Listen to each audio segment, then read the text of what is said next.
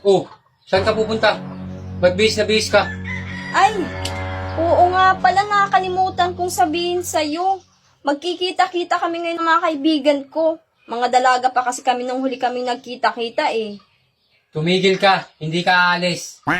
Hindi pwedeng hindi ako pumunta. Magtatampo yun mga yun sa akin. Hindi ka aalis.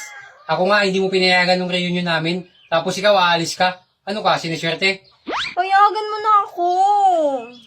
Bakit ba gusto mong pumunta doon, ha? Alam mo kung bakit? Bakit? Kasi ibabalita ko sa kanila na ang gwapo-gwapo ng napangasawa ko.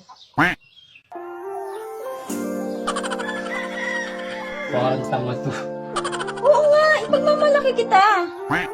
Ewan ko sa'yo. Sige na nga, pumunta ka na doon. Ay, teka. May pera ka ba? Wala nga eh. Oh, ito. 5K.